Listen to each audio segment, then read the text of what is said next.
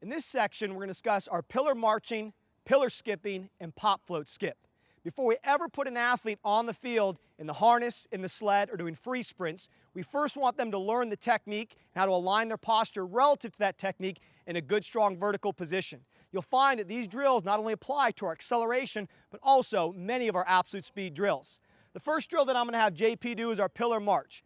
This sets the tone for all of the movements that we're going to teach within this acceleration category.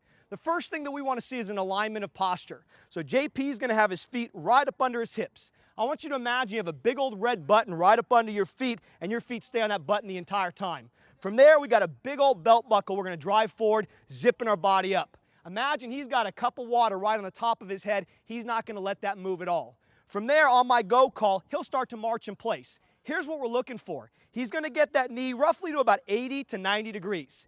In that position, again, we could put a cup of water right up on top. Think of the foot as a trigger. When we say trigger, the athletes know we're talking about their foot, we're talking about their shoe. So that trigger is up, as if to hold, again, a bucket of water right around that foot. From here, arms are cheek to cheek locked in.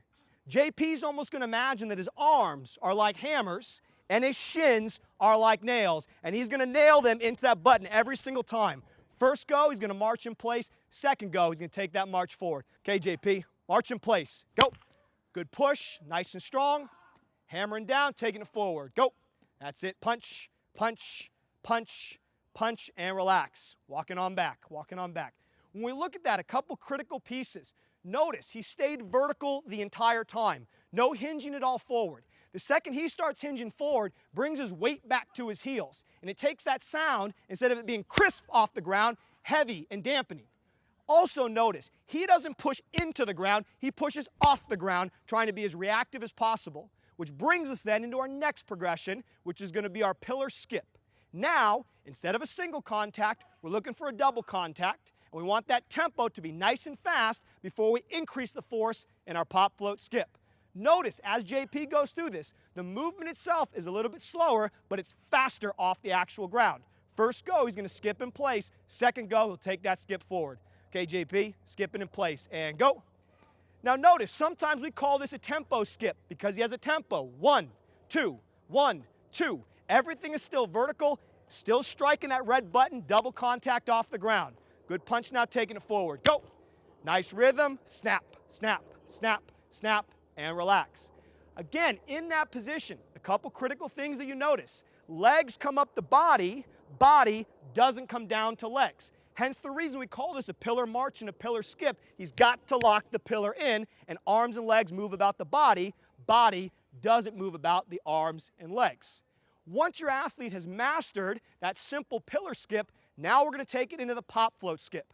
We know from a pop float skip perspective, it increases the amount of force in the ground. He'll be experiencing 2 to 2.5 times his body weight, which is similar to what we actually see in elite sprinters and field sport athletes. Notice with this pattern, he has to maximize force in the ground to maximize air time and quickly exchange his legs at the same exact type of speeds you would see on the field or on the track. Notice this is going to be a 3-sequence movement as we go through. Okay, JP, let's start with both feet pushing to the ground. Go. Key factor here is both feet are touching the ground at the same time. I like to use the analogy as if we're high-fiving the ground, hitting that button every single time. On my second go, watch as JP alternates his legs in place. And go. Now, as JP alternates, he lifts the leg up, but he has to accelerate it back to the ground quickly so both feet still strike at the exact same time.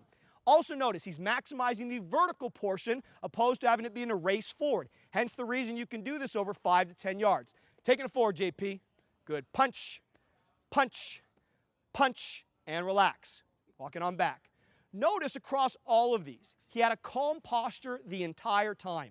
Arms and legs were beautifully synced together, using that analogy of those arms being like hammers, nailing those legs into the ground. We started with a pillar march, nice and simple, built the tempo, a little higher frequency into that skip, and then we amped the force and amped the frequency into the pop float skip.